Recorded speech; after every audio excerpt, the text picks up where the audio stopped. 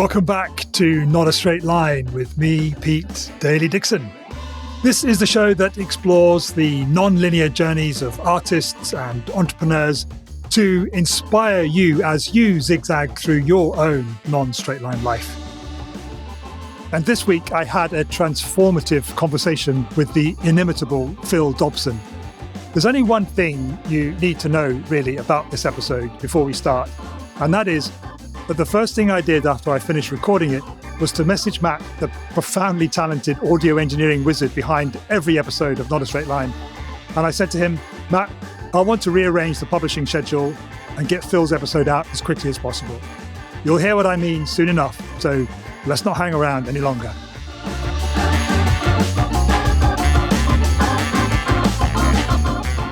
Mr. Phil Dobson, welcome to the Not a Straight Line podcast. It's such a joy to have you. Thanks so much, Pete. Thanks for having me on. And it's an honour and a privilege to be with you, my friend. Great to be here. So just for the listener, give them a bit of spatial context where you are in the world. I'm sat in my home. I'm in Bow, or just south of Victoria Park in East London. The blue skies are blessing us today. And yeah, I've been an East Londoner ever since I moved to London in 2001. So I've never really stretched very far from Victoria Park, and I'm ever more grateful to be as proximate as I am to it. Wonderful. So I send every guest a question a couple of days before we record their episode. So when you read that question, what time of your life came to mind for you straight off the bat? Well, it's a particular date in 2007, July the 7th, 2007. Wow, I don't think anyone has been like so specific. So I can't wait to explore that. 7707, it's very easy to remember. And not just because of the kind of date alliteration, but because of the day itself and the episode, which was me breaking my ankle. I was at a party. It was a daytime party. I wasn't as drunk as everyone assumes I was. And a friend of mine was showing off doing handsprings. And I'm not a gymnast, but something about the elegance of this woman suggested that I could do the same. So I tried to do my first and last handspring, and I broke my ankle badly. And it wasn't until the next day that I eventually went to hospital. And yeah, it was a bad break. And it ended up with me being on crutches, off work for 15 weeks. It was a very hard time. The first few weeks were incredibly painful. They were pretty depressing. I was entirely immobilized. But talk about silver linings. I now look back on it. And in fact, I could very quickly look back on it to be a real pivotal moment in my life, because at the end of the 15 weeks, I'd released my first album. I was a keen musician at the time. I bought my first flat in London, and critically, I'd started studying clinical hypnosis, which then ultimately led me to, well, the very conversation we're having today. So yeah, broken ankle in 2007. And were those things that you wanted to do anyway, but it was the space and time that you had in those 15 weeks that allowed it? Or was that something that you thought, well, I can't do anything else, so I might as well find something to do? Interesting. So up until that point, music was my single greatest passion. So the idea of releasing an EP or an album was certainly kind of in the back of my mind. But the 15 weeks off work, so bearing in mind the work I had at the time, I was a sales rep, which involved driving around London from East London to West London. And because I couldn't do that, I was basically signed off work, and I was kind of almost prevented from doing any work, which, no bad thing, silver linings already. And so, yeah, this unusual window of time availability, that the first opportunity that dawned on me was, well, hang on, I can write lots of music and I can finish lots of tracks that had just been kind of simmering away in the background. So it was something I wanted to do, but there was certainly no plan or deadline to do it. In terms of the flat, I guess I wanted to get on the property ladder back then, but I hadn't given it enough time even to realize it was a possibility. And 15 weeks later, I realized that actually with a bit of work and a bit of kind of influencing people, then maybe there was something there. But the third thing, clinical hypnosis, not in the slightest. Everything up until that point had been a journey. The way I thought about it was towards becoming a musician. And even journey is the wrong term, because that suggests there was this kind of predefined outcome that I was very clear about, that I had this goal, and I didn't. I was just very passionate about writing music, getting into the studio, producing stuff, and I loved it. And my life back then was very kind of day to day and quite hedonistic. While my degree had been in psychology, I'd kind of dismissed that discipline in terms of doing it as a career. I was always interested, fascinated with the mind, with human behavior, with the human condition. And so when I was deciding what to study at university, that was the obvious choice. And I couldn't do A-level psychology. So it was the first opportunity I could kind of go into something that I was actually deeply interested in. Why not music, though? I guess that was the thing. Why not music? Well, because remained to be self-taught as a musician. So studying at a degree level, it has entry requirements that are grade 8 something or other. And it wasn't from that world. So I wanted to do, in fact, I was very interested in doing music therapy at the time, probably drawing on my passion for music and my desire, I suppose, to help other people. But again, in order to do that, you needed to have some sort of qualification, which I just didn't need to do. So psychology was from an academic or the kind of academic perspective was the obvious choice. But I just never saw it as something to be and therefore I will become a whatever, like a clinical psychologist or an occupational psychologist. Just wasn't even remotely interested in it, which was maybe interesting in itself. So yeah, had a single drive to just be writing music. And so this broken ankle became fascinating because one of the things I ended up doing or ended up using the time for, rather as well as writing the music and looking for flats, was just reading and learning and being curious. And much of that reading was fiction, but I found myself going online, and it's quite hard to chart the journey, but through that experience, through the research, I found that you could study to become a clinical hypnotherapist. You could qualify in about 18 months and then set up a practice and you're good to go.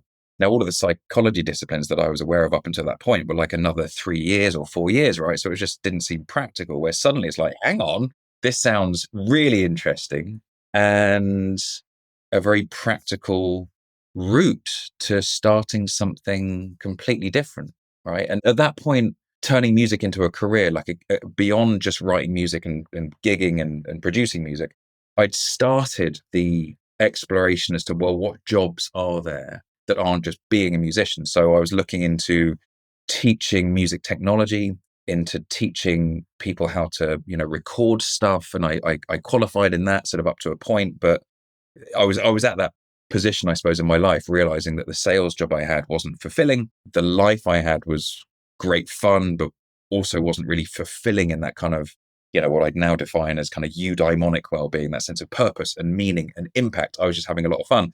So I'd realized I kind of got to the end of that episode of my life, and I genuinely didn't know what was coming next until a broken ankle and a great deal of research. And suddenly, there you go. That was it. So what was it? What was it specifically in clinical hypnotherapy that drew you in? What do you remember seeing and hearing? I guess I was drawn to it. Now, I mean, it's funny thinking back. Again, my degree had been in psychology, and during that, I don't recall there being any classes in hypnosis or hypnotherapy. But of course, we had a pretty extensive library. I was at Leeds University and they had a good library. And so I'd read a number of books on hypnosis. And I remember I'd hypnotized my girlfriend at the time. I mean, she asked me to. This wasn't some sort of like covert thing. And just reading that sort of stuff, I mean, it is inherently fascinating, right? There's so many misconceptions about hypnosis, about this kind of idea of relinquishing control and, stage hypnosis and hypnosis being used for entertainment. But really, hypnosis is a very natural state that is a state of absorption and therefore heightened learning potential. I mean, anyone that's practiced meditation or mindfulness has, in some sense, performed a form of auto or self-hypnosis. Interesting. So actually, this state is much more familiar to people than they might realize. And so learning about it and actually learning the techniques to hypnotize someone else, it was just fascinating. So I suppose I'd already had that bed of curiosity, and finding out, as I then did in 2007, that there were registered, recognized courses that took a very scientific view and a very clinical view of this tool, right, to actually turn it into a form of psychotherapy. It suddenly became not just fascinating from a kind of intellectual curiosity perspective, But it also became like, this is a tool for good, right? This is how you can help people manage their stress or improve their sleep or modify their behaviors. And well, that's interesting. And that's really all I needed. I just thought, well, look, there's nothing really to lose here, right? I mean, I had to come up with the money to pay for the course. Beyond that, I just had to turn up to the first lecture, which was all the lectures were over the weekend. So I could still do my job, right? I didn't have to resign and suddenly increase risk there. I just had to commit to doing month after month of college at the weekend. And bearing in mind, I'd just done that music technology course I told you about with exactly the same format. I mean, I did 30 weeks in a row without a day off because I was working Monday to Friday and I was at college Saturday, Sunday. So I knew I had that kind of within me in terms of my kind of resourcefulness to learn. So I booked it. I turned up to the weekend of learning hypnosis, and I was hooked. I still remember. So this would have been, I guess, at the very end of 2007 or maybe the beginning of 2008. I forget now. I remember driving home. This was at Imperial College, right? So just opposite the V&A in Kensington. I remember driving home on the Sunday, calling my mum and dad. I mean, bearing in mind that you could, I don't know, I don't think it's legal to do that anymore. And I needed to tell someone how excited I was by everything I'd just learned. And it was mostly about memory, actually, that we spent that first weekend doing. And of course, every course should start with a module on your memory, if you think about it. But man, I was hooked. I was like, this is fascinating. I'm in. I'm all in. And to be honest, that was the first time in my life that I had really felt all into a kind of academic, educative pursuit. Like a topic that I was just inherently fascinated in. When you experienced that on the first day, did you also have any sense of how you might employ it or use it in your life, or was it purely that kind of intellectual, deep curiosity? Yeah, it was the latter. Now, I guess the way that the course would have been described or kind of marketed would have been through the lens of, hey, if you do this course, then the next step will be setting up your own practice, right? So in the back of my mind, I knew that it was, if I wanted, it could be the beginning of a journey or a path towards something, but that was not how I engaged with it. Because again, that just wasn't the character of my life then. I wasn't really goal oriented back then. I wasn't really thinking about long-term plans or by the end of the year, I was living very much day to day, very kind of, like I said, hedonistically. And so it was like, no, I just got my kicks off it. And I was like, I can't wait to the next session. You just knew at some level that you didn't want to carry on in sales. Yeah, I exhausted that as a thing. I mean, I'd done that job in the sales for maybe 7, maybe 8 years. What were you selling? Illy Coffee. I was working with Illy Coffee. Now, Illy Coffee still have a sole distributor in the UK. So what that means in terms of selling it is, if anyone in London wants Illy Coffee, and Illy Coffee is very good coffee, then they have no choice but to go through the company I was working for, right? Now, I managed West London. So any cafe or hotel or restaurant that wanted Illy in West London had to go through me. So in terms of sales, more like an order taker, really. Literally, and the funny thing is, coffee is one of those things. It's not like selling TVs. You do one and then you got to find another client for the next month. Yeah. You set an account and they just continue to buy it. So as long as you don't lose accounts, then you hit your target. And I was quite good at building relationships and strengthening those relationships. And, I got on very well with my clients. And so it was honestly, Pete, the easiest job you could imagine. How did you get into it? A friend of mine. So the job before that was raising money for the NSPCC. And so, I mean, again, whatever, 7 years before, yes, I suppose when I got back from South America, so let's say 2001, those guys that come up to you on the streets of London with a clipboard and try to, guilt you into giving £4 a month. That was me. Okay. I really enjoyed that, right? Good cause, being outside, having lots of conversations with interesting people, working with other interesting people. And then just before Christmas, one year, I suppose, let's say 2002, right? 2003. They let us all go. I mean, they lost the contract or something. Now, the guy I was living with at the time, Tony, who was a friend of mine from Leeds, had just started working for Illy. And he's like, well, look, I can get you a job. And I'm like, okay, cool. You get a car. I'm like, great, done. And because it immediately became apparent to me how much this job would facilitate me being in the studio loads, it worked like a dream. I could start work at 10. I could finish work at about 2:30. Every month I reached my sales target without really lifting a finger. I had lots of free lunches and I'd get to the studio by 3 p.m. every day. So I'd spend most of my time writing music. And, why rock that boat? That was the question that was in my mind. Why rock it? Because it seems to me you started off talking about music. It's almost the first thing that came out of your mouth. So you're in an environment where you're getting paid well, presumably, and you also got time to devote to what you're passionate about. Why would you rock that boat?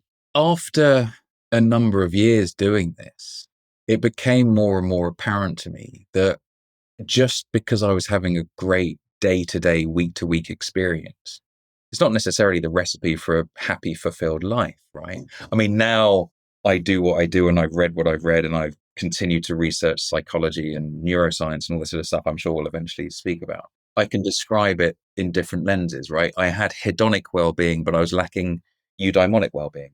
Daniel Kahneman, his book, Thinking Fast and Slow, he makes the distinction between the experienced self and the remembered self, right? So my experiencing self was really happy. My subjective well-being was great. Every day, if you ask me, Phil, how are you doing today? I'm like, I'm great. I'm about to head to the studio.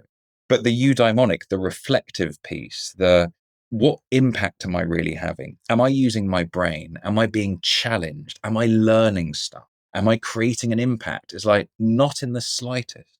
So to reflect now on that time, it was great and it served the purpose at the time, but I was starting to get that sense of like, I think there's more to life than just having a very easy life and getting to the studio and having fun.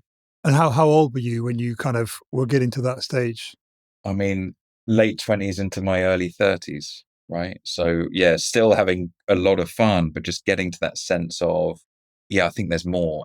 But not knowing what that was, again, the solution or my channel of inquiry to, well, what might be more was grounded in music, right? So if selling coffee isn't my route to fulfillment, then what am I passionate about? Music. Okay, well, if just releasing albums and doing gigs, what else is there? Well, maybe my calling is teaching other people how to produce music, right? So that was all right, well, I'll study how to do that, qualified, great. And it was coming off the back of that chance would have it, broken ankle.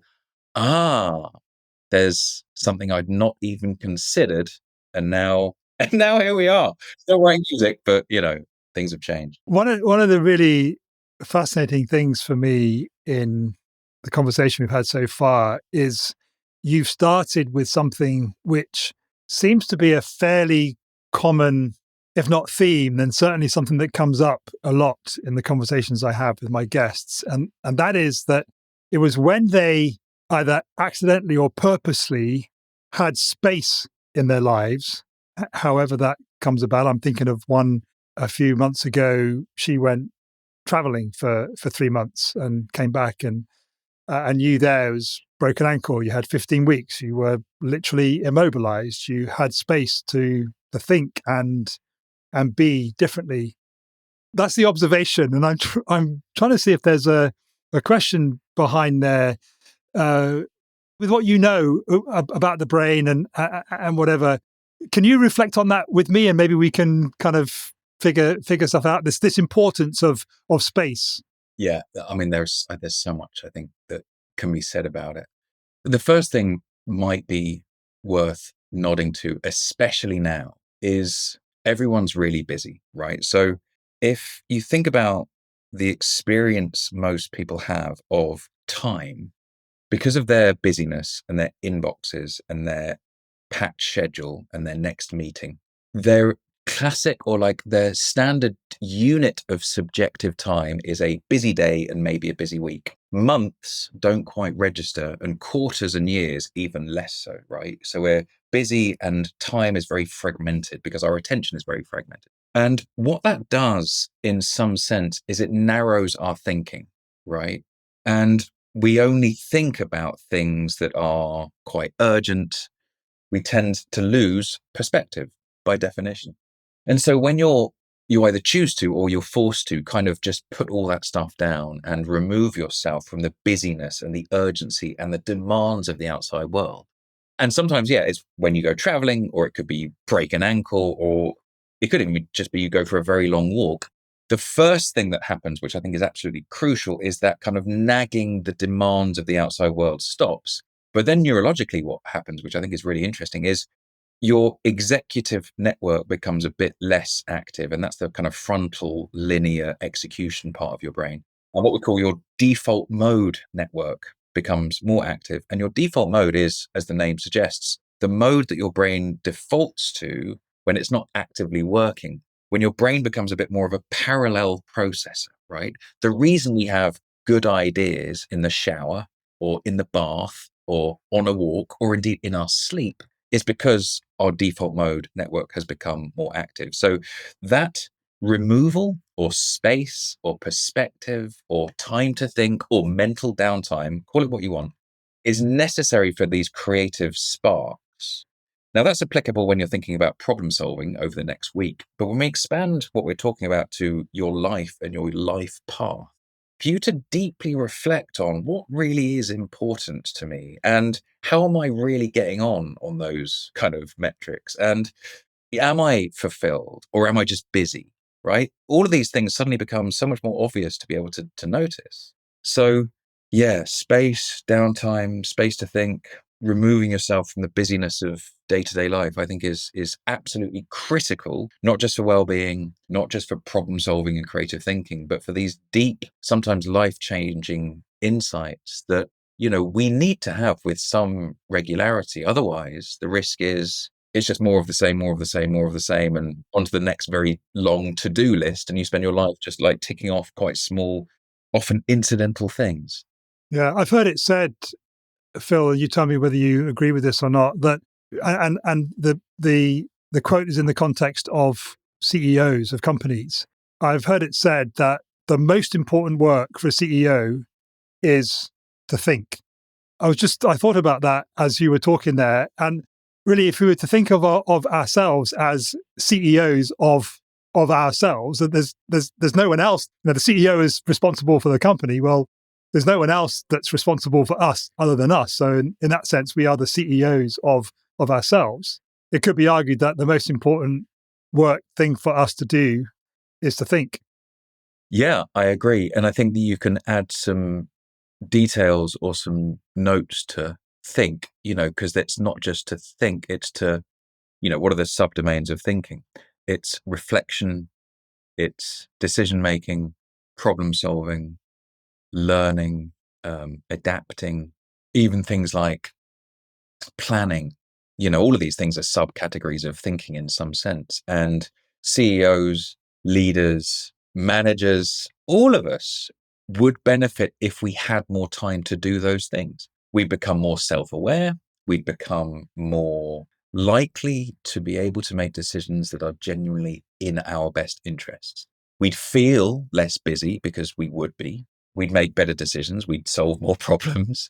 And our well-being would have an uptick as well. So yeah, not just CEOs. I think, part of what I now do in my mission to help people manage their workloads and apply what we know about the brain to work smarter is precisely that conversation, right? To understand that often in life, certainly in work, the most important things aren't going to appear in your inbox or in the next meeting. And it's often very rare that other people ask you to do them. So what that requires then is a acknowledgement of how important some of these very intangible things are, right? And therefore, the need to protect time for your brain to do some of these things that they're not really a task. And sometimes the best way to do it is, right, I'm going to go for a walk. And now I'm creating the space to have those great thoughts, to make those decisions, to process all that information, right? And to come back with this sense of clarity, whether it's strategic clarity or clarity on, I don't know, how I want to respond to someone else. I mean, yes, it's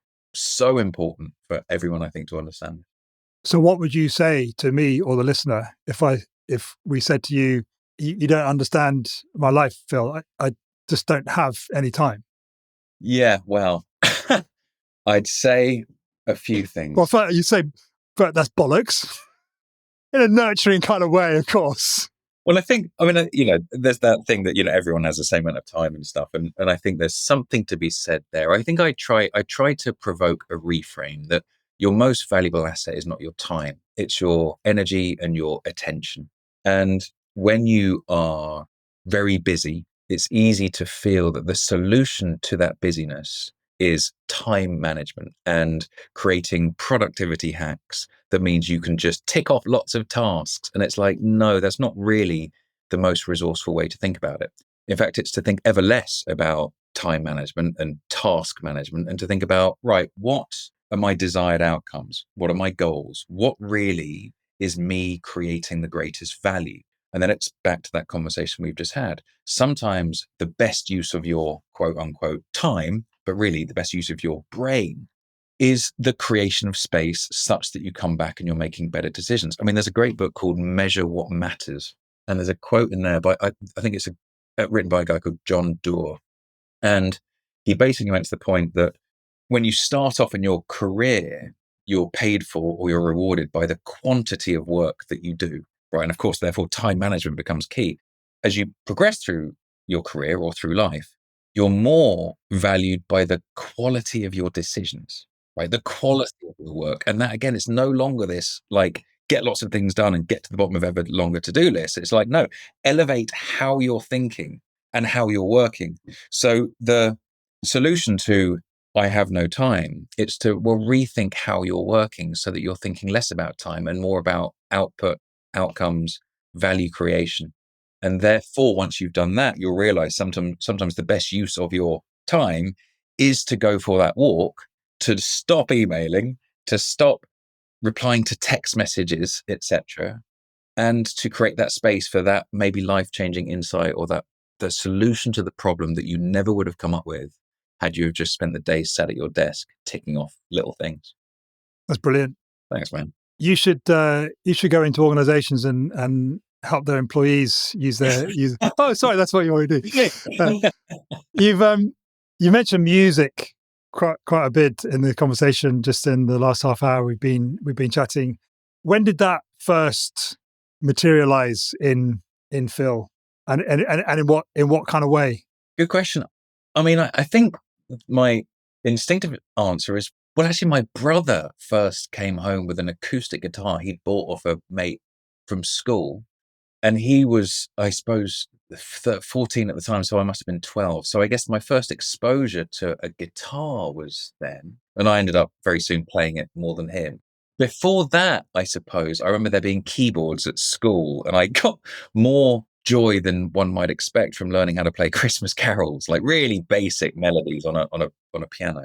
But it was really like the passion, I suppose, was kindled, I guess, 13, 14, when, I got an electric guitar. And I mean, the reason I got an electric guitar was I was listening to lots of rock and I got massively into Guns N' Roses and basically wanted to be Slash and wanted to be able to play the guitar like Slash could play. And I say all that in a historical sense. That's still me now. I still want to be able to play the guitar. But yeah, that was it. It was electric guitar. It was rock. It was blues. The sound of the blues guitar in particular. Partly because it's quite simple and quite easy to play. But yeah, that's the inception of all this sort of stuff for sure. And what about the younger Phil? It's probably a while since you've thought about the younger Phil at school and at home. What was your upbringing like? You mentioned a brother there. Did you have any other siblings? No, older brother Chris, 2 years older than me. We used to get on really well. Well, we still do. But yeah, it was a very happy household, mum and dad together. I lost my dad, sadly, a couple of years ago. But, we had a really tight unit, very happy upbringing. I went to, I suppose, what you'd call, good schools, had a pretty good education. But the thing I got most out of school actually was the friendships I made. And I'm still friends with many of those people today. So, yes, childhood was good for me. What lit you up before music? Probably sport, I guess. I mean, I used to play a lot of sport. I used to love football. I used to be fairly good at sports generally, I suppose. I mean, bearing in mind that the first school I went to, there were like 200 people. So it's quite easy to feel like you're very good at sport because there just wasn't much competition. Big fish, small pond. Yeah, exactly. But, in terms of what that did to my confidence and stuff, fine. It didn't matter that I was, my lens through which I was experiencing the world was, in retrospect, very sheltered and very limited. It was like, it's fine because you still get the medal. But yeah, that was, lots of sport, lots of playing around, lots of fun. And then, yeah, I suppose it was when I changed school and as you do at age 12, 16, that started doing ever less sport, started becoming ever more interested in things like music, probably becoming a bit more of a rebel, certainly through the eyes of parents and teachers, getting into more trouble, taking certainly academic work far less seriously, which I guess most teenagers do. But I misbehaved quite a lot, for sure. Yeah, that was they're probably the headlines of my childhood. And what did you kind of gravitate to in terms of subjects in O levels and A levels? So, as you start to think about, I'm going to have to be going out into the world. Did you give much thought to it, or was it kind of just? I don't know. I mean, only as much thought as I was encouraged to do through the school and through parents, right? I mean, nowadays you can look back on it. I think there's something maybe that can be challenged around, so my nieces and nephew now are facing things like GCSEs and, the selection of A levels, and maybe they'll go on to university as well. And, GCSEs, I just kind of picked whatever I suppose I'd find easy. I don't really recall. A levels, I chose geography, physics, and economics. Now, economics I hadn't done prior to that, so maybe I was just looking for something interesting or something new, knowing that I wasn't finding anything else particularly fascinating. Physics, I was good enough at it, and I thought, well, actually, there's something quite interesting kind of inherently in physics. Geography, again, I was like pretty good at it, I suppose. I mean, they're not the most inspiring of topics to me, and I couldn't do psychology. It wasn't available. Psychology wasn't available. Philosophy wasn't available. Neuroscience certainly wasn't available. So things that now I realize I'm inherently interested in, just they weren't even on the cards. What about music? Well, yeah, again, like back when I was at school. So again, if we're talking, GCSE is, let's say I'm 16 and A-levels 18, I suppose I was younger when I was choosing. But I was massively into music. But again, all self-taught. Music lessons at my school, for those people that weren't, following the traditional grade 8 path of piano or flute, was you'd have one music lesson a week, right? Maybe 60 minutes. And it just didn't connect with the music I was experiencing, right? I mean, I don't even remember what we did. I remember one lesson listening to the Beatles, which I enjoyed.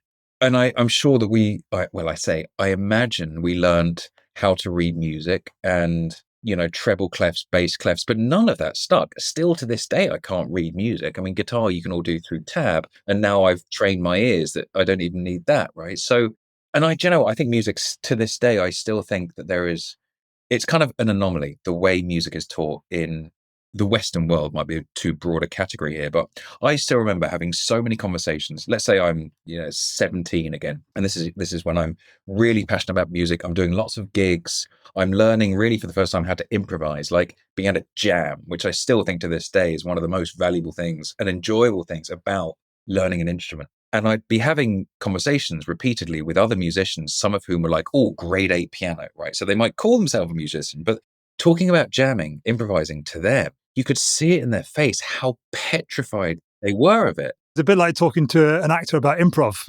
Yeah, maybe that, of course, because you're from that domain, you're an actor. So that similarity, I can see that. The thing that struck me and still strikes me now is if you think about any other domain, certainly skill-based domain, there is a predictable correlation and a very logical correlation between competence and confidence, right? Mm-hmm. The better you get at something, the more confident you are to do that thing. Why would it be anything other than that? And to be seeing again, people getting really good at the piano, and by doing that, their confidence is less than someone who's never played. That's insane. Yeah. But of course, it's quite easy to explain it when you realize that many people who are taught piano are taught there's one way to play this. You've got to follow the music. You're examined. And every time you make a mistake, you're punished or you lose marks. I mean, like that is not the way to teach things that are expressive by their very nature, right? Or is it the right way to teach anything, Phil? Is that not systematic of the entire education system?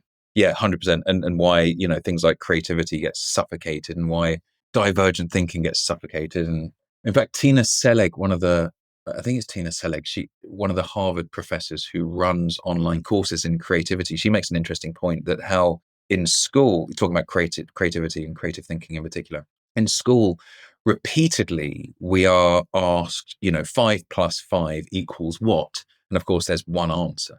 Where if you were instead to ask what two things when added equal 10, suddenly you're like, oh, it's a totally different way of thinking, right? And it's kind of not so much infinite, but it's just not there is one answer to this question. And yeah, it's not a great way to teach anything. And yeah, music, it particularly struck me, this bizarre relationship between skill and a decline in competence and kind of self-efficacy.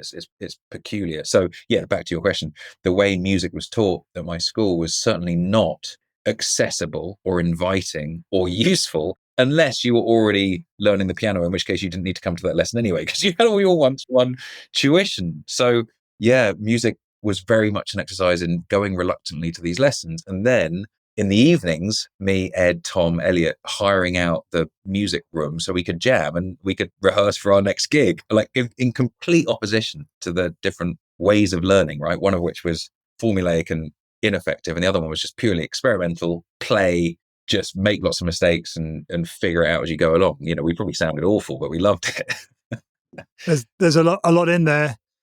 There's a lot in there. One part of me thinks that, yeah, that's great when you're 17, you know, and you got the whole world ahead of you, but you did use the C word there, creativity. I was like, hang on. What's your view on the role of creativity? What does that word mean to you, and how relevant is it in business? I mean, it's really interesting. I didn't realize that music was such a big thing for you, and the audience of this podcast is entrepreneurs and artists, and often, wherever I can, entrepreneurial artists. So to be talking with you, who are both an entrepreneur, you're a business owner, and you have this deep artistic, creative element of you, I really want to make sure that we benefit the listener from you having a feet in both camps. What role does creativity have in business? There's the question. I mean, it's huge, isn't it? It's, you know, one definition of creativity is something that's novel and useful, right? So that's easy to to translate into business. But I think in the business context, creativity is problem solving, isn't it? I mean, it's innovation. All of these things, they are very practical uses of the creative mind. So I don't think the role and the importance of creativity in business, I think, has never been more important, because problems are becoming more complex. The world is changing ever more rapidly. So businesses that don't innovate and adapt and change, and also the leadership teams within that who don't change and adapt and thrive under pressure and through uncertainty, they're the ones that are at the greatest risk. So yeah, I think that the word creativity becomes less useful in business, because back to the conversation maybe we've just had, if you ask people, are you creative? Many people think the answer is no, because they're not in the quote unquote creative industries, which it pisses me off how much advertising has just stolen that word. It's like, I think there's other uses of creativity than just selling stuff. But everyone needs to solve problems. Everyone needs to come up with better ways to think, to work, right? Everyone needs to remove bottlenecks in their business. Everyone needs to, or would benefit if they optimize how their team works, or they think about efficiencies, right? All of that is creativity, because it's problem solving, it's iteration, it's experimentation, and all of that is the thing that leads to innovation. And that, as I've said, is more of a competitive advantage now than it has ever been. So yeah, it's huge. And then I think with what you just said there, we need to factor in what we said earlier about the importance of space and creating time. Is that you're not going to be able to get what we've just talked about there if you don't do what we talked about earlier. Yes, absolutely right. I mean, yeah, I think it's useful. Well, again, trying to actually add value here for the listener, in terms of, you know, is there a question? Okay, that's great. Well, so how do I become more creative, or how do I solve problems better? And part of that, yes, is making more space to have those creative insights, those aha moments, those kind of flashes of problem solving genius. But there's more to that, right? I think it's quite useful when I teach problem solving in businesses. One of the things I make a point of doing is helping people understand that problem solving does follow a process, right? And one step in that process is that creative inspiration, but that isn't the first step, right? And if you think about problem solving as a process, it's quite easy to go, okay, well, look, once you've identified a problem, let's say, you know, a listener is thinking, okay, well, how do I improve collaboration in my team? Something that we can probably all relate to, or something like that. How do we achieve targets? I mean, like, there are lots of, quote, problems out there that we want to solve. The first step isn't having a shower or maybe going for a walk. The first step should be asking lots of questions, right? Because one of the mistakes a lot of people make is, partly because we're so time poor and we're busy and we feel like we need to solve the problem by a certain deadline, we jump too quickly to a solution-oriented mindset, right? We jump to the brainstorm. It's like, no, don't do that yet. Don't do that until you've got a deep, critical understanding of the problem you're trying to solve. And so the way you do that is you just ask questions. I think it was Voltaire who says, judge an individual by their questions and not their answers. So the very first step in the creative or the problem-solving process is doing what I call a question storm, such as, okay, well, how will you know you've solved the problem? What would the benefits be if you've solved? Oh, wow. What a great question. Yeah, it's like right out of the gate. Right. Boom. Mic drop moment. What's stopping you solve the problem? What would you do if you had unlimited budget? How will you feel if you solve the problem? What could you do to make the problem worse? If you think about team collaboration, that's a great thing to ponder. You don't even need to necessarily answer the questions. By asking them, what you're doing is you're throwing up the frame of the question, challenging your assumptions about what you think it is, and examining what you think you know about this, such that you come out of it and go, oh, hang on, that is really the problem. The problem is about communication, right? For example, if you're thinking about team collaboration. So yeah, just ask questions, like question storm the hell out of it. Just 10 minutes is sometimes all you need. And you come out of it and go, the real problem is this. Yeah, it's valuable stuff. There's a great story actually that highlights this point. There was a hotel in New York, and they closed the doors to the public because they wanted to do a massive refurb. And they spent the next 6 months with the doors closed, and they spent a fortune to change the interior of the hotel. 6 months later, they open the doors, the public come rushing in, and sure, the place looks beautiful, but they start to get a lot of complaints. And the complaint was the lifts, the elevators, they're too slow. It's like, right, there's the problem state. So then, of course, how do you solve that? Now, again, if you make the mistake, you jump to the brainstorm too quickly, people might think, okay, encourage people to go up the stairs or try and speed up the lifts. Now, what they actually did to solve the problem was they just put mirrors up next to the lifts, and the complaints disappeared because, of course, if people can look at themselves, they don't mind waiting for the lifts. But the reason this is an illustrative point is the fact is the problem wasn't the speed of the lift. The problem was the fact that people needed to wait, right? And it's only through asking these questions, how will we know we've solved the problem? The complaints will disappear. What are they really complaining about? They need to wait. So yeah, ask lots of questions. First step in creativity. I was really intrigued to hear you talk about problem solving as a process. I've always not only thought of myself, other people have told me, and I know myself to be a good problem solver, but I've never thought about it. I've never thought that I go through a process to do that.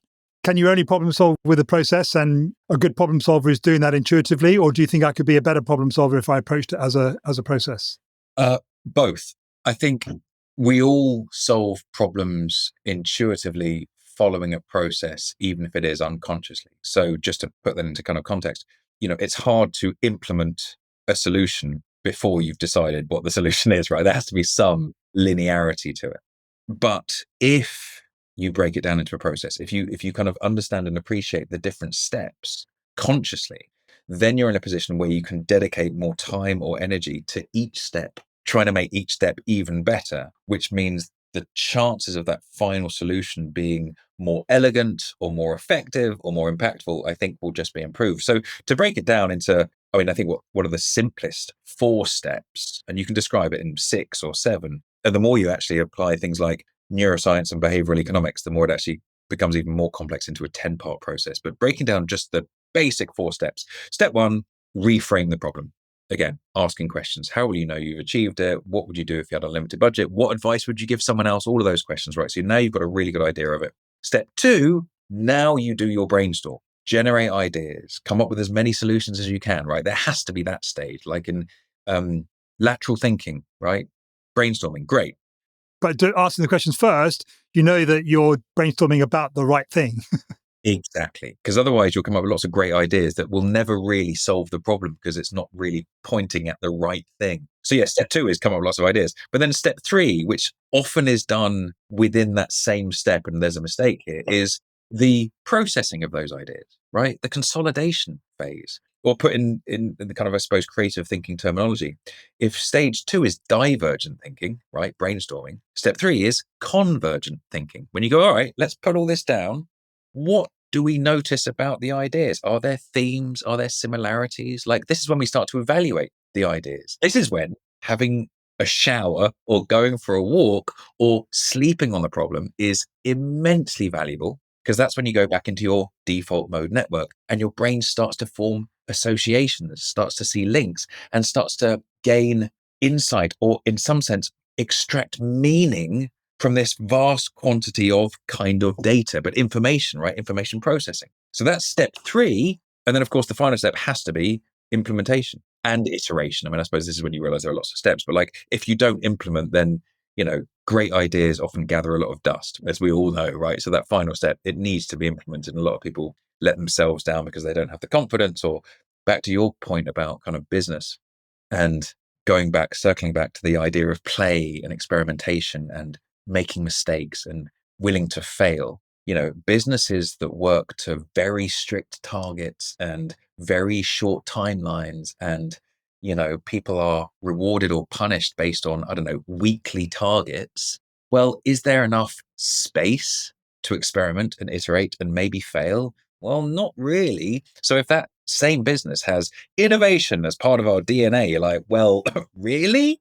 Are you just saying that and not giving people the space and maybe the autonomy to, mess things up, experiment, not knowing if it's going to work? Because not always will it work, but you have to play with this stuff. You've mentioned a couple of things there, Phil, which I'm going to circle back to, but where I want to go to now is you dropped a morsel for me 20 minutes or so ago. You said it in passing, but it's my job to listen out for those. So I'm curious what questions you asked yourself before you went to South America. So where do you want to go? Do you want to start in the north and head south, or do you want to start in the south and head north? So let's go back a little bit further. What was going on for you that led you to even think about going to South America in the first place? And when was it? Yeah, it was, I'd left Leeds. So it was about 10 months after I'd left university. So to kind of take a few steps backwards to the decision making. By the time I'd left university, myself and 2 really good mates, Jake and Luke, we had decided that we were going to go to Central and South America for 6 months. That's pretty much all we decided. And in order to save the money for that, we'd go back up to Leeds and work in, we'd get a house together, and, it would take us slightly longer to earn the money than if we'd stayed, at home with our parents, but it was just much more fun and we were in no rush. Why though? Why Central South America? Yeah, I mean, most people, I mean, you've already described yourself as a rebel at this point, and you're a rocker, so that kind of fits. Most people go school, university, job, or sometimes they go school, gap year, university, but it's quite unusual to go school, university. Right, let's go traveling for 6 months. So what was it that caused that? Not just for you, but for your two mates, and then why Central and South America in particular? Interesting. So the choice to go traveling at all, I mean, there was certainly no urgency felt to get a job. There was no career path that any of us felt compelled to follow. So there was no opportunity cost, right? It was just delaying whatever we were going to come back and do, which all 3 of us actually, we have ended up moving to London, right? So we'll move to London when we come back from wherever we go at whatever time. There was no deadline, no timeline. In terms of why Central and South America, I'm not really sure. I mean, my brother, a few years before that, had been to Costa Rica, and he'd come back with amazing tales and beautiful photos. And so Costa Rica was somewhere I wanted to go. That said, it's not, I mean, I've been there since, but that wasn't part of the itinerary in the end. So we didn't even go there. I guess we wanted to travel for a decent amount of time. We managed just over 6 months. And in 6 months, Central and South America are an amazing opportunity, of course, right? I mean, you could do it in Europe, but it's far more expensive. You could do it across Asia. You could do it across Africa. I mean, there are loads of places that we could do, but it was, it was kind of unanimous from the offset. There was no kind of any I don't know, arguments about where we wanted to go. We're just like, yeah, great, let's do that. And so the three of us were in, and then fairly last minute, I mean, almost just before we moved back up to Leeds to try to get a job to earn the money, Jake said, do you mind if my mate Matt comes for this absolute deep kind of intimate, what turned into a 16-month adventure? And it's like, yeah, okay, I'll agree now to live with and travel and live in the pocket of someone I've never met. But, I love Jake, and I knew that his mates would be very lovable. And I'm glad to say I was right, Matt. We formed a very good, solid relationship with Matt as well. So, yeah, it was a great deal of fun. So hang on a second. You said you went traveling for 6 months, and you just said there that you had a 16-month adventure. Well, we had the 10 months before we went traveling, right? Living in the same. I see. We literally spent every day for 16 months together. I mean, we lived in the same house for those 10 months, earning the money. We even all had the same job. What were you doing out of interest? Oh, we worked for British Gas. I feel sorry for Jake to this day, because he was the one that was most kind of self-motivated of the four of us. So he was the one that, I don't know, after about a week of us moving into this house together in Leeds, he was the one that goes, okay, I suppose I should go and get a job. And we're like, yeah, go and get a job. So he came back and he's like, right, I've managed to get a job at British Gas. And we thought, yeah, that'll do. We'll do the same. But then because we were the next week, it transpired that every day for those 10 months, Jake had to start work at, 8 a.m. and finish at 5 p.m. We started at 8:30 and finished at 4:30. So every day, despite Jake being the one that got the job and pointing us in the right direction, had to start earlier and finish later than us every single day for 10 months. I still feel slightly sorry for him. But yeah, we had a whale of a time, the four of us, and still do whenever we get together. What did you learn about yourself in those 16 months that you didn't already know? Wow, good question. I think I noticed that I probably would have described myself previously as someone who would happily travel by themselves. But although there were lots of opportunities to travel by myself, all of us kind of stayed together. Now, Luke went off at one point for a bit. Jake went off. He ended up going to Costa Rica to meet his girlfriend. So he kind of traveled by himself, even for a couple of weeks. I certainly learned, it didn't surprise me, I suppose, but the joy of traveling for me is very much the shared experience, right? So going places and traveling by yourself is great. And I've done it lots since then, because I've traveled a great deal with work.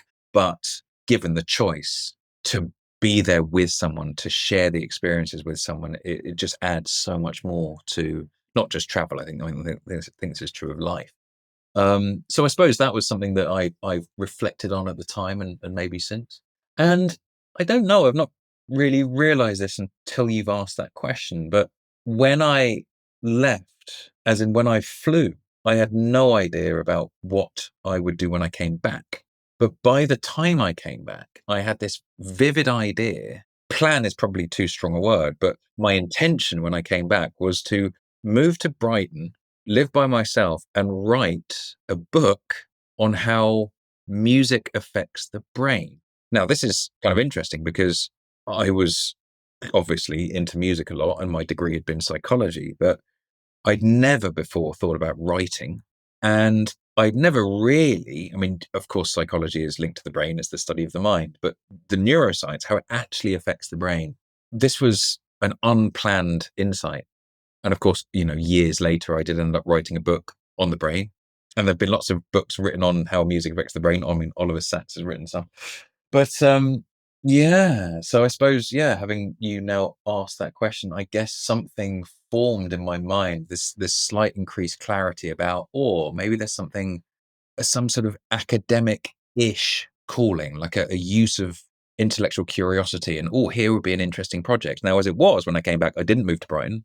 I didn't end up writing a book, and I didn't get into neuroscience for years later. But that was maybe something, there was a kindling of an idea. And the reason none of that happened was because when I moved back to London, I moved in with friends Ed and Tom, who I'd been to school with. And very soon after that, we as a group, as a collective with some other friends, started promoting a kind of a club night, the first Saturday of every month in a place called Public Life, which is a very small bar in well, just opposite Liverpool Street, sort of Shoreditch, Spitalfield. I started getting into, rather than guitar music, started producing a lot of electronic music, and electronic music was suddenly very much the new passion for me. And so suddenly leaving London had this opportunity cost of like, right, this is where it's all happening now, and I don't want to leave this. So that's, yeah, unexpected, but that became the thing for, and my maybe slightly new passion, or a new form of this music passion for me. I know another passion you have is because of the work you do with my wife. You are one of my wife's clients. That's how we met. I know that you're a keen surfer. Yeah. When did that? How did that come about? Oh, okay. So now I'm struggling to think of dates, but the journey really was that one of my good mates from Leeds, Sophie, her partner, now husband, Dave, very keen surfer. I mean, he's good at surfing. He used to run a wetsuit company, and they lived down in Bristol. And Dave would be going to North Devon a lot. So when us Londoners now, so I suppose we're looking at what, 2005? That's just a guess, but probably not far off that. Were thinking, well, let's get out of town for a bit. Going down to Devon was a great option, because down in Devon, North Devon, you can still do it today. There are lots of, static caravans. So a group of mates can, at fairly low cost, if you've got cars, and enough of us had cars, go down there for a weekend, cheap accommodation. And we just party, right? We weren't surfing. Dave would surf. We just all have a lot of fun, and we come back, on Sunday and spend the rest of the week feeling quite fragile. And that's how it continued for years, until, eventually, like, okay, well, let's hire a board and get in. And we were all useless. And then one year, Jake and his girlfriend at the time went on holiday somewhere, and Jake actually kind of learned to surf. They did sort of, 5 days intensive surfing. And when he came back, he was fully committed. And that November, I still remember it, we hired boards. I hired a board, and I was like, Jake, just give me like a top 5-minute lesson before we get in. Like, you've just had a week of lessons. Give me the top tips, which he did. And I kid you not, Pete, for the rest of the day, every wave I went for, I caught, and I was hooked. I mean, bearing in mind that Saunton Sands on the North Devon coast is the most forgiving beach to learn surfing on, as far as I'm concerned, in the whole world. There's no rip. It's gentle sand gradient. And if you catch a wave, you can kind of travel on it for quite some time. It's not this punishing kind of Pacific wave that knocks you out. It's the most gentle, forgiving, welcoming stretch of water, like I say, maybe in the world. And now I kind of grew up. So you asked about my childhood. My dad was a keen surfer. We had this little boat, and most of our family holidays back when I was, 8, involved going to Cornwall and getting in the sea. So I was very used to that, West Country ocean. And yeah, the minute you're up on a board, do you surf? Have you surfed? Interesting you said that about your first experience was getting those top tips, because my first experience was I never even managed to paddle out past the break. Get out the back. Yeah. So and that's the only time I've been. Well, Pete, you must go to Saunton Sands, because it's so shallow, the gradient. What you can do, if you're tall enough, at certain tides, you don't even need to paddle out the back. You can walk your board out beyond the break and then get on and then just have a go. So you're right. I mean, if you do have to paddle out the back, and it's a lots of messy waves crashing, it's exhausting, right? And like any sport, when you're learning it at the beginning, it's tiring enough anyway, because you're falling off all the time. But yeah, this particular stretch is magical. A quick question before you carry on. When are we going? Let's do it. Well, I think the best time of year is September into October. After Okay. the school's gone back. So yeah, the autumn is when the waves are at their best. The water is warmest as well. So with a fairly empty sea, fairly predictable waves, the sun starts to set slightly earlier, so you can still be out there when it's the sun is starting to drop. Yeah, end of September, Pete. We'll go. Shall we do it? Yeah, let's do it. Let's do it. Right, let's get a day in the diary. Get Andrea down as well, and yes, let's do it. I'll have something to look forward to. I'm a firm believer in getting things in the diary, because even if you put something in like a year ahead, time just goes. Yeah. No, it's important. But there is something in what you said there about your first experience of something from a neurological, psychological perspective. If one's first experience of something isn't positive or conducive to carrying on with something which could ultimately be good for one, any tips, tricks? Well, okay, so, any learning curve, you want to have variable rewards, right? If you never get a little spike of accomplishment or dopamine, if you want to talk about it kind of neurochemically, there's not going to be a lot of motivation. There's not going to be a lot of staying power because learning a new skill is hard work, right? And sometimes something like surfing or skiing or skateboarding, it's often quite painful as well. So if you never get one good attempt, like, what are you doing it for, right? It's brutal. It's tiring, a bit like playing the guitar, right? I mean, it's playing the guitar, it takes even longer to get a kind of a hit, but you just need that first time. You're like, oh, it sounded a bit like the thing I was trying to play. And you're like, right, you just need I sound a bit like Slash. Exactly. It was massively out of tune, but at least it sounded like a guitar. That's really important, right? Because yeah, I mean, learning by definition is frustrating. But interestingly, I mean, it's maybe there's a potential reframe here that when the brain is, I mean, I think it's maybe worth taking a couple of steps back, talking about, neuroplasticity, which is really what we're talking about from the brain's perspective. Now I'm sure the listener has heard of neuroplasticity, brain plasticity, the concept that your brain is soft wired and continues to learn and adapt way more than we ever really thought, even when I was doing my degree in psychology, right? I was taught that brain cells are the only cells that don't regenerate. And now we know, of course, it's just not true. Brain cells continue to be produced throughout your entire life, and the plasticity of neural networks and the connectivity between cells, the white matter, is endlessly changing. So therefore, developing skills, getting better at stuff creates real physical changes in your brain. Great. So how does that happen? Well, it's through repeated making mistakes. If you think about, when people learn to walk, well, that seems like that's the wrong Humans. What a human. all humans.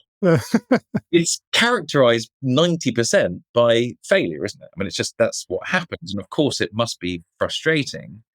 But through that, the brain iterates. It's making micro corrections all the time. And it doesn't take long before, oh, look, the person, the human, can walk. And that's just a useful reminder that that's true of any skill that you want to practice. But you need these little, success where the neurons, I suppose, fire together in a way that's like, yeah, that's it. And then it's like, right, everything else is a deviation away from that. And then, neurons that fire together, wire together, and eventually you start to create these new pathways. And before long, it's an instinctive, habitual behavior that you don't even need to think about. But it depends upon failure and mistakes. And that frustration that you feel when you're learning something is actually a resource, because the frustration typically correlates with an increase in the production of acetylcholine, which is a kind of a neurotransmitter that we associate with learning, with focus, and with novelty up to a point.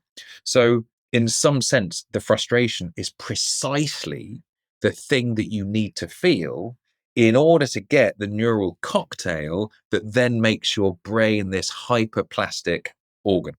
So yeah, frustration is key to learning. Frustration and failure is what I heard from you, because you've used the C word in this podcast and you use the F word as well. Well, the frustration only really happens because of the failure, right? If you didn't fail, then there'd be nothing to be frustrated about. But the repeating failure, I wanted to do that, but my body didn't respond. I'm trying to do this, but I haven't quite got it yet. All of those things are, well, mistakes or failures or kind of errors, however you want to describe it. I mean, all of the words become... So why is there such a distorted view of failure in society? Well, firstly, would you agree that there is? And if you do agree, why is that? I mean, I definitely think there is. Yeah, we seem to be averse to it. Well, some of it must come back to some of the conversation we've already had, right? If most of education is repeatedly telling you that there's only one right answer and everything else is wrong, and even if you fail to get a number of right answers, you fail. I mean, the word is used repeatedly throughout education. Then, of course, if failure is the thing you're trying to. It gets a bad rap. Yeah, I mean, on every given exam, you can fail it. And it's the idea of, well, yeah, getting a certain number of points or correct answers, then you don't fail. So it's very binary. There's no sort of gray area here. If you failed, it was a mess up. And if you passed, then you're good and it's, you get all the rewards. It's very unhealthy if you reframe, as we've just done, failure within the context of life, learning, developing skills. And again, back to innovation and business. Like, if you're never failing, then you're really, in some sense, not really making any decisions. You're probably not learning anything. You're certainly not adopting a growth mindset.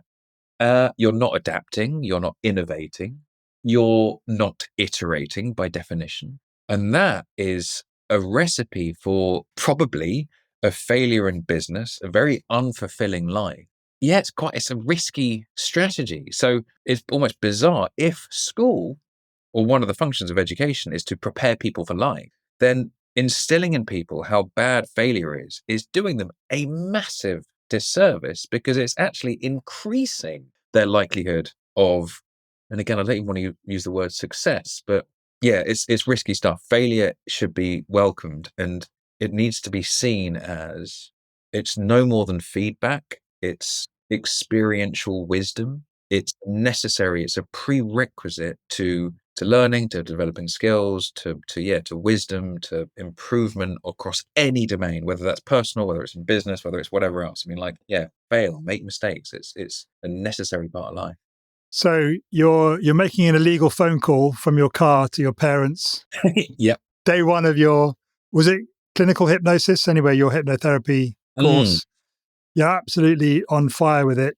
What's the journey from there? And you've already said that you didn't really have any insight or clue about how you might use it. Just the subject matter was deeply fascinating and curious to you.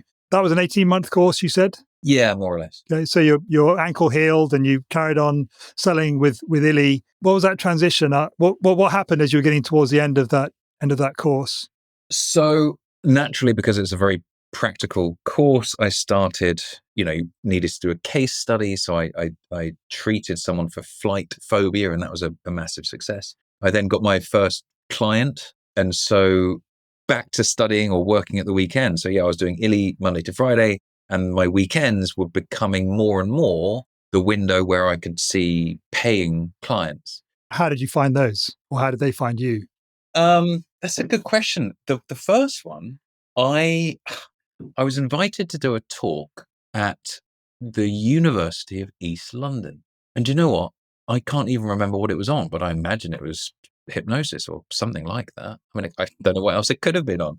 And one of the staff came up to me and she needed help. She wanted help. So I started treating her, and she became a regular client. So yeah, starting treating people. And, I obviously set up a website, and through people coming to the website, and more likely clients who I've seen before referring me to their friends, right? I mean, that's how most of my work has always come, through recommendation. I started to treat more people. So I found myself working with people for managing stress, improving sleep, improving confidence, sometimes getting over phobias, things like performance anxiety. In some sense, this was precisely what I was set up to be doing, right? I'd qualified. I was now running a growing, successful practice. And I'm trying to think of the chronology now, because at some point, sure, I left Illy and it became my full-time thing. But that almost was insignificant. I mean, at some point that happened, right? So I was getting busy enough, and I thought, right, well, at some point I resigned from my previous job, and I, take the plunge and I suppose adopt the risk. And, now I'm fully a hypnotherapist. So let's say that happened in, I don't know, 2010, 2009. Oh, and were you enjoying that work? Just to clarify. I was loving it. I mean, I was loving it. The thing that became tiring was the fact that, again, I was working 5 days a week on one thing, and I was now spending my recovery time, my weekends, doing hypnotherapy. So it didn't take long before I felt kind of a bit busy and a bit tired. And I'm like, okay, well, 4-day weeks weren't really an option back then. So it's like, at some point I need to properly eject. And now I'm completely dependent on hypnotherapy clients. But yeah, I loved it. I mean, I was using all this stuff I'd learned. The therapy sessions I got so much out of, because it's kind of a mixture of art and science in a way, like the science of here are the protocols, here are the techniques, here's the sort of psychology, the research behind it. But the art is any decent psychotherapy or coaching is really all about the rapport and the connection and again, deeply understanding the client's needs and where they're at and picking up on, micro cues. And it's this beautiful, amazing thing and intellectually fascinating and enormously fulfilling, of course, because, you're changing people's lives. It might be non-clinical stuff, but if you help someone fall asleep, it's like, that's huge. But here's the thing, as rewarding and as fulfilling as it was, it didn't take long for me to start or to notice a growing sense of frustration. Because again, we've mentioned my degree was psychology, right? So what's the best way to frame this? I was basically becoming more frustrated with an observation and a fact that lots of people, all of my clients, were coming to see me for help with really quite basic stuff, like how to sleep or how to manage stress. It's not so much that it's basic, maybe that's the wrong description, but like essential things.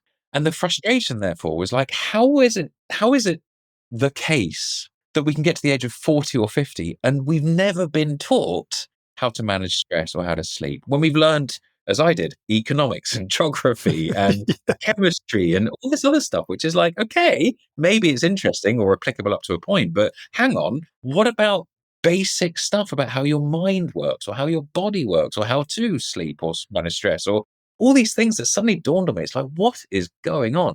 And given that I was, week in, week out, applying a not overly sophisticated toolkit of skills to change people's lives, I was like, well, hang on, maybe I could deconstruct these skills and then just teach them to people, because then they wouldn't need to see therapists. They could sleep and they could manage stress, but they wouldn't need to see people like me because they know everything I know. And so it would just be like, this is really important information for everyone to know. And why are we not taught this at school?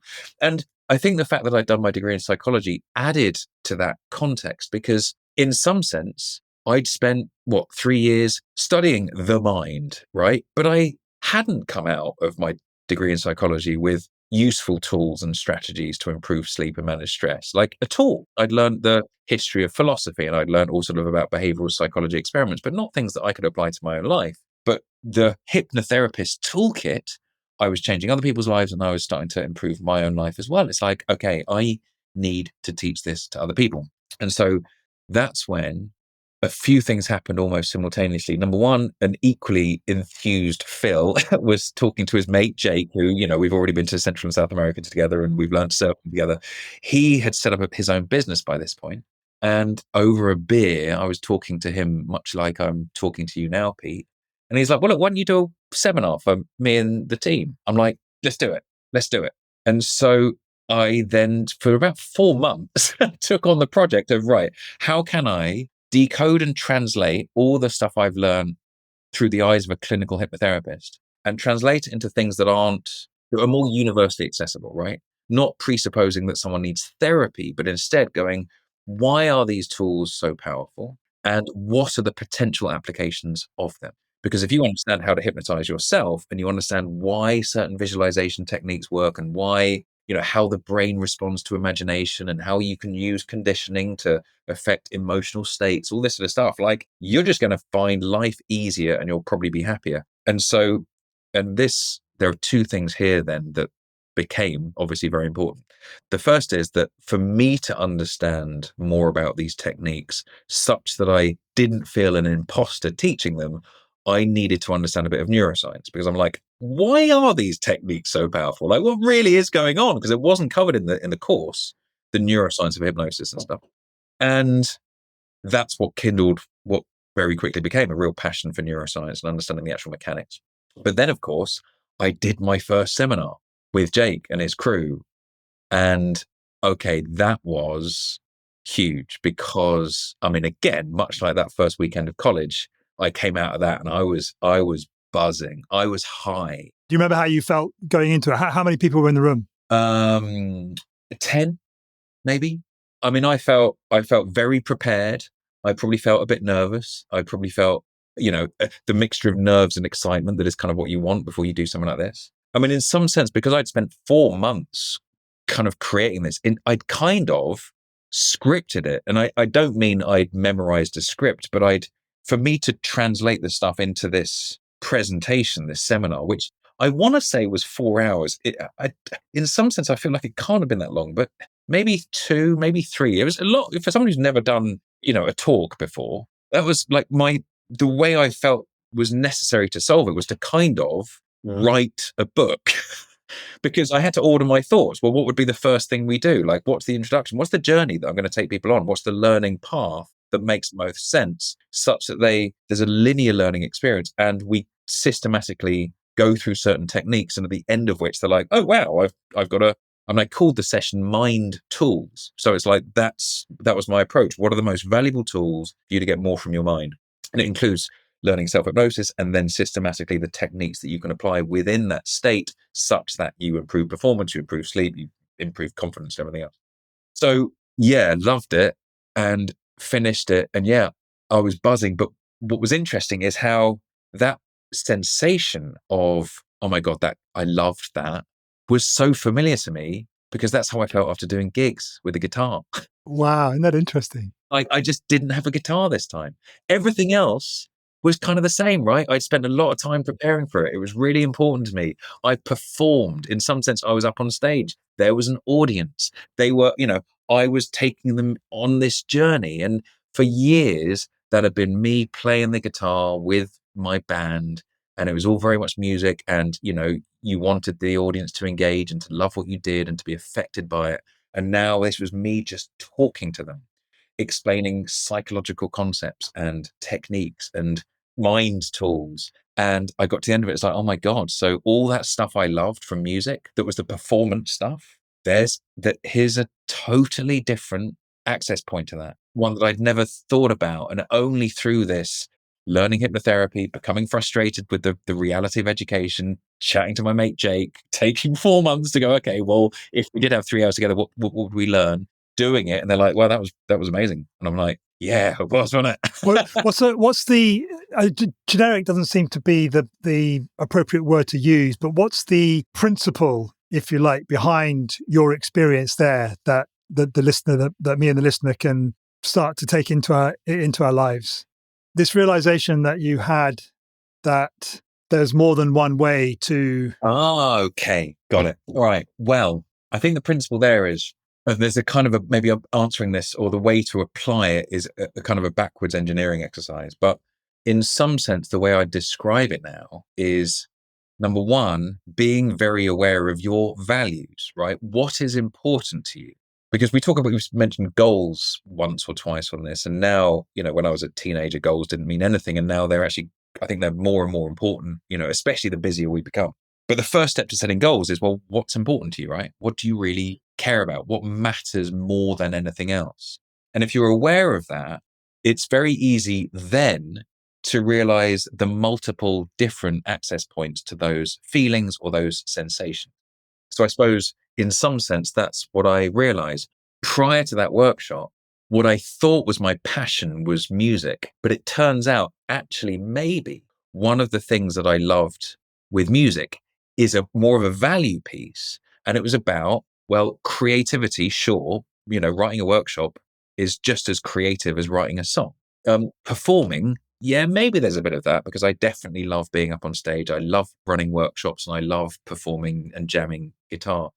But I don't know, I don't want to say this in a way that sounds kind of overblown, but maybe there's something about imparting, I don't know, because doing a music gig is not so much an exercise in helping other people, right? I mean, they might enjoy it, but it's not the same as, okay, now I'm going to spend 4 hours teaching you what I think are the most valuable techniques to learn. So there's something about, yeah, maybe it's an exercise in creative problem solving. So I know that's a kind of a tangential answer to the question, but I think it was about realizing that you can access and achieve and experience values through multiple different access points. And the more flexible you can be with your willingness to try different access points, ultimately, the more available these things that are really important to you will become. One of the other jobs that I have in these conversations is to find those threads which find themselves weaving through my guest's life. And you've both used the word explicitly and talked about situations implicitly where that seems to me to be part of the core of Phil, this desire to help, to teach, to encourage, to train. Help is summarizing that. Would that be fair? Yes. I mean, I think I'm in a privileged position where I can, right? Because I've been on courses that have content that should be universally accessible and they're not. So I'm in some sense privileged to be in a position where I can, teach people about, I don't know, how to manage their workload or how to hypnotize themselves or anything else. But yeah, I do think one of my values is helping others. I remember being, this is quite a random one, but because of my work, I used to travel a lot with it. And I remember being in an island somewhere just off the coast of Singapore. And it's because I'd done some work in Singapore and I was like, well, I might as well stick around for a few days. And so I went off to an island and I was there by myself. And at some point, I was having a drink and the waiter came up to me and we ended up having a bit of a chat. And he asked me, I mean, I imagine that working where he was, he met loads of people, right? So one of his personal projects that he shared with me was he would ask people, what do you think the meaning of life is? It's like, wow, what a great project. Why not? And I said, I don't know, but I think if you can live your life where through one means or another, you make other people's life a bit better, I think that's a pretty good kind of compass, right? Whether that's off the back of a one-off conversation that their life is marginally better for having had that conversation with you, or whether it's, a long-standing relationship where over time that person is just better off for you existing, or now I'm in a more privileged position to, helping communities. I mean, a couple of weeks ago, I was in Copenhagen working with emergency doctors from across Europe, helping them basically not burn out.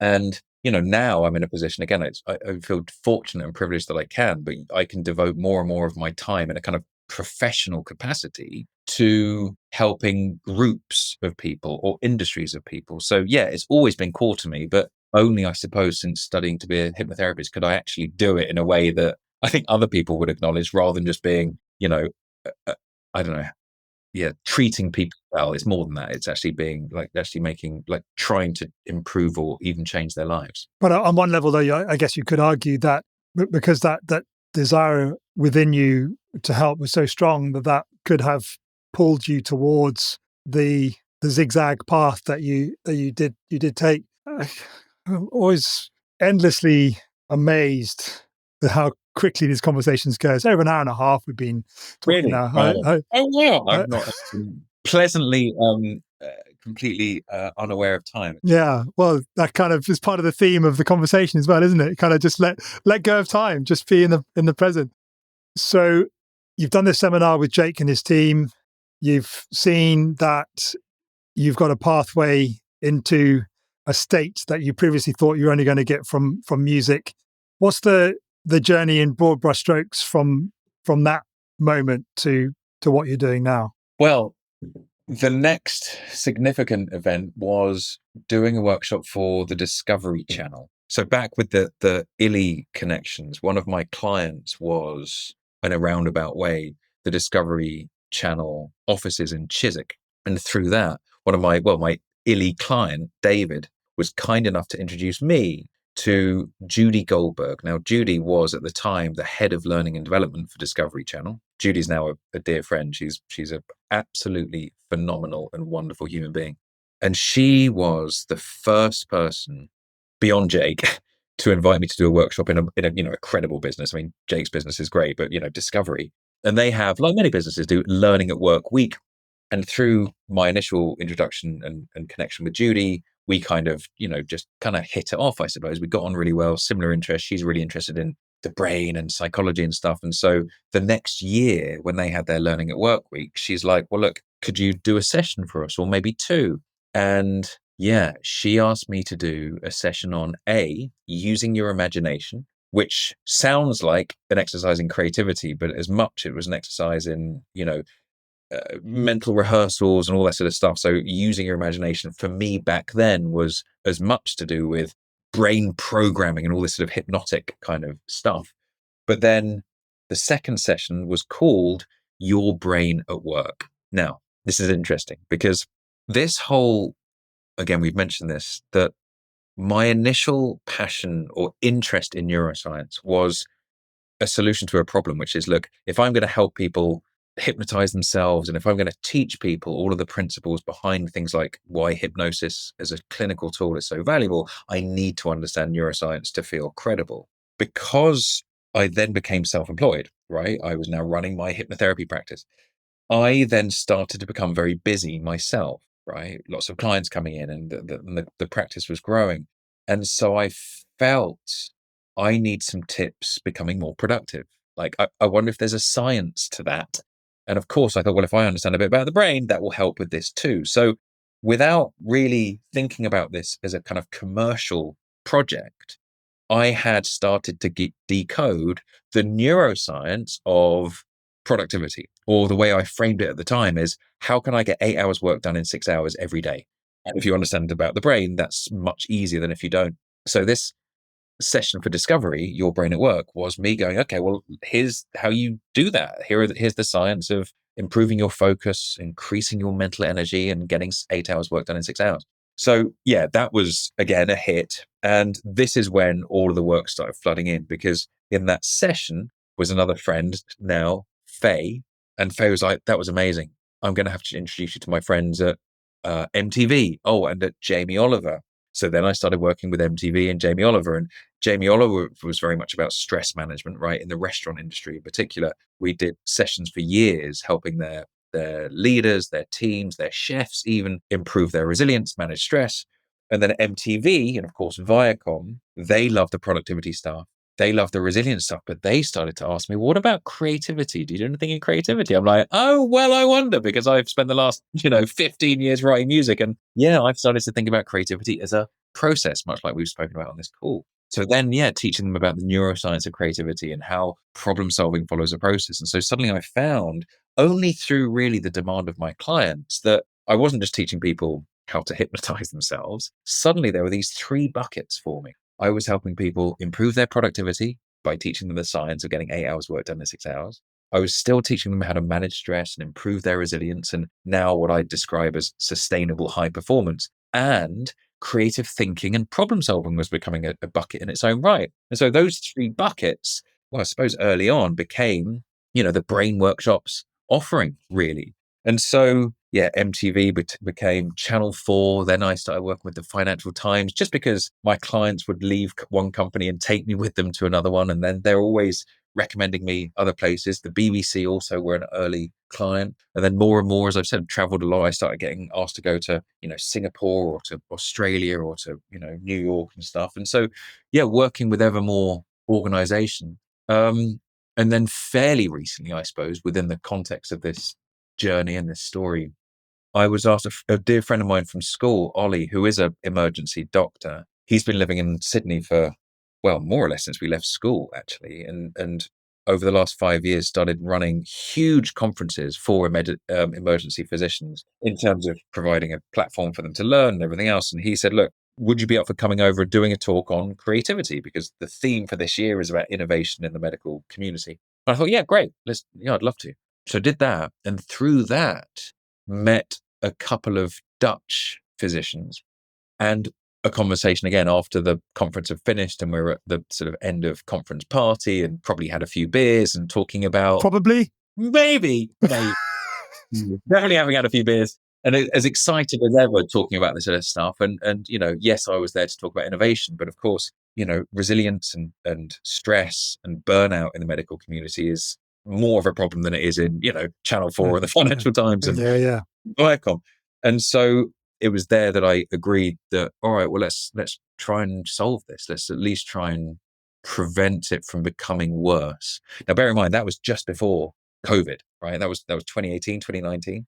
And so, yeah, we partnered then, and then over 2020 and 21, created loads of resources for emergency doctors that could be shared globally. And that now, only recently, like I said, I was in Copenhagen a couple of weeks ago, it's now solidified to be definitely a next project, not the next project, because again, I'll still be working with my clients and organizations and leaders in businesses, as I have been for years now. But the thing I'm most excited about, certainly for 2025, is what we can now do in this space, because the need is there.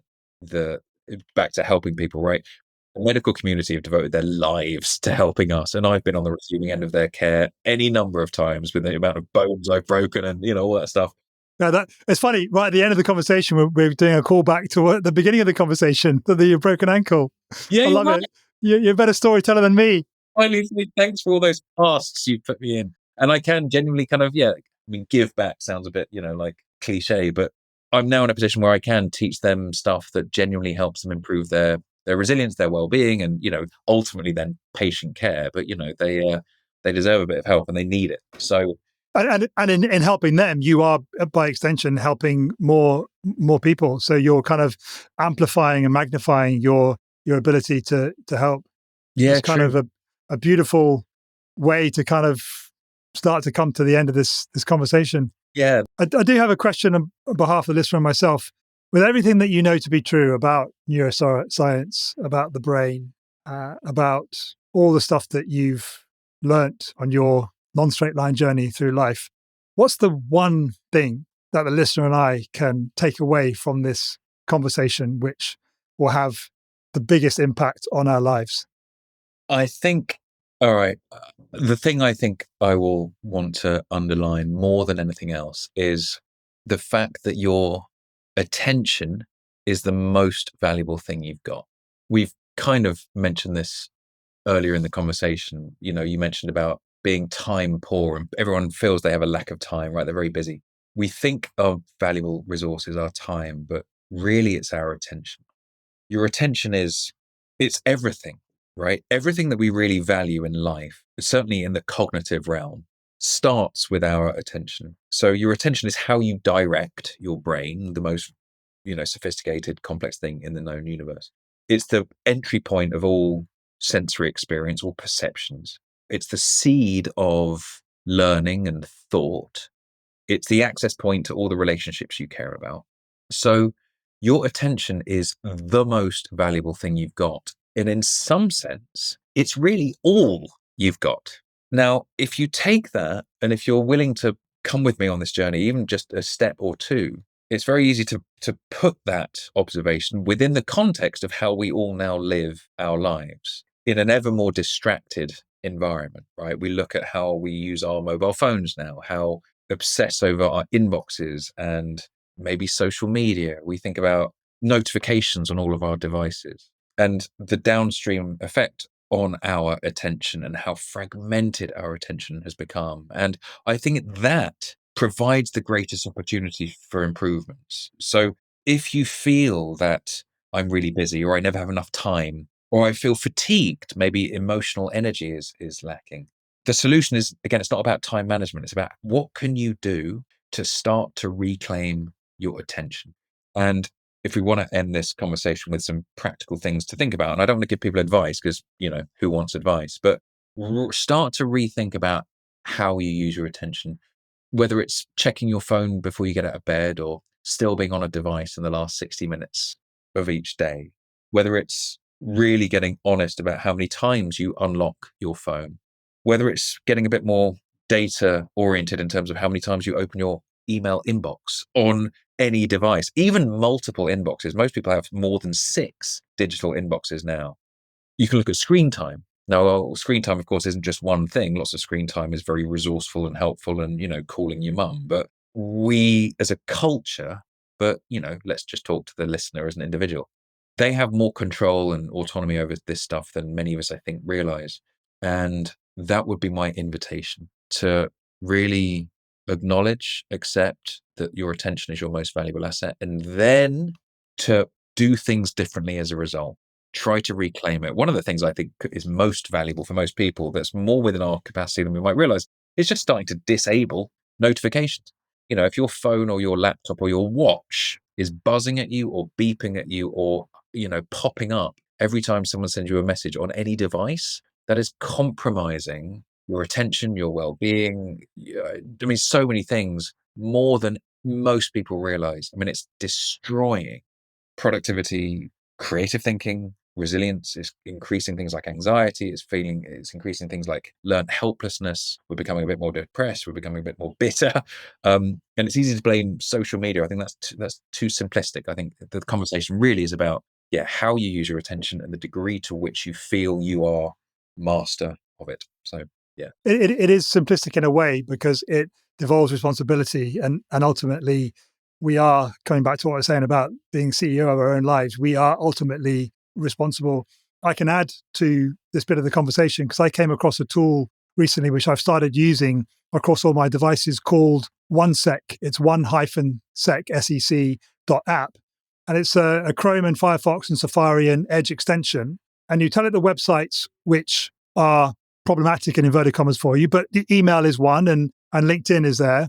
And when you attempt to go to one of those sites, it takes you through a breathing exercise. There's an animation goes on up the screen and you breathe in and you breathe out, and then it sends a message. Do you really want to open Gmail? that's great. And you say, yes, I want to go there, or no, I don't.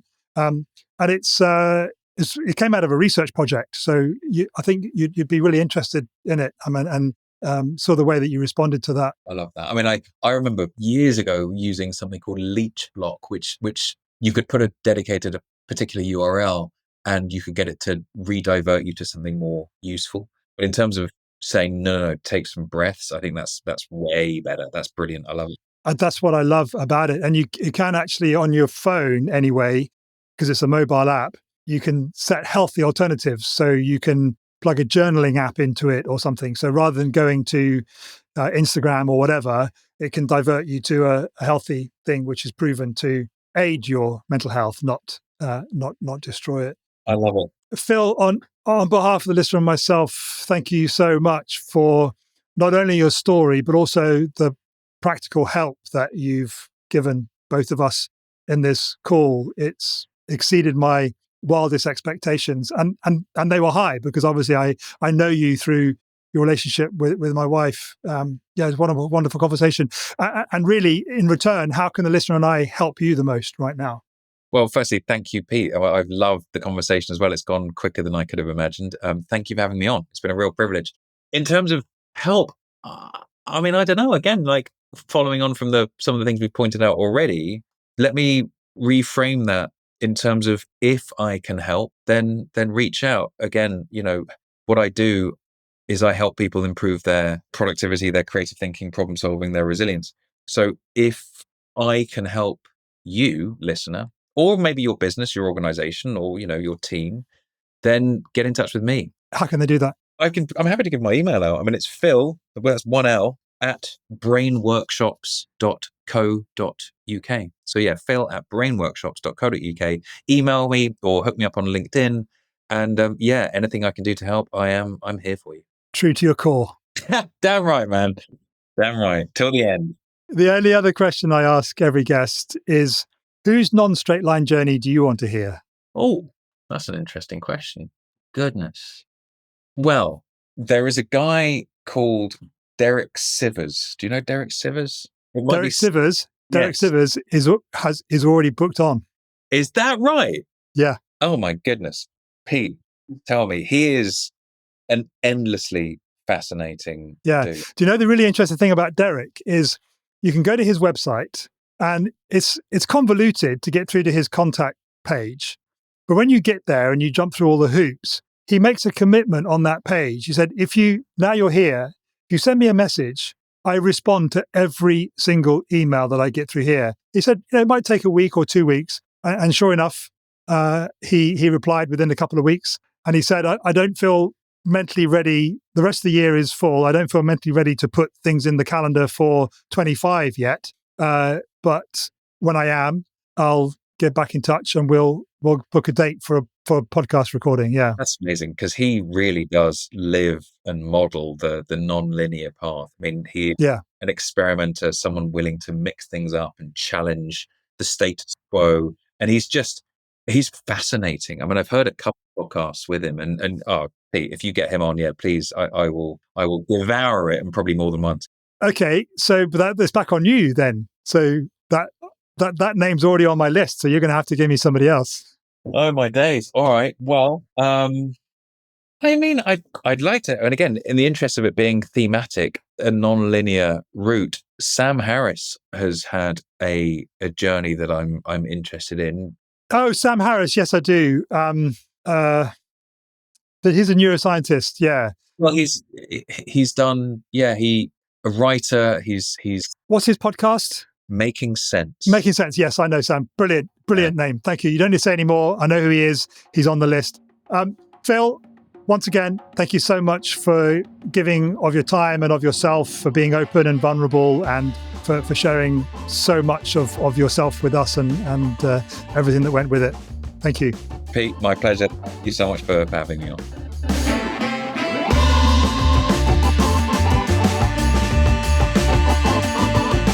Thanks so much for listening to this week's episode of Not a Straight Line. If this conversation helped to reorient your internal compass or inspired you in any way, please let us know by heading to podcast.notastraightline.life/rate and leave a rating and review.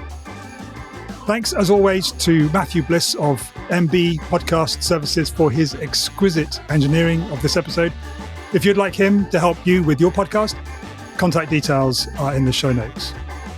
And if you'd like to be a guest on the show, or there's someone whose non-straight line journey you'd just love to hear, then please visit podcast.notastraightline.life/guest. Thanks for being here with me, and I'll see you next week for another amazing, deep, inspiring non-straight line journey. Love you.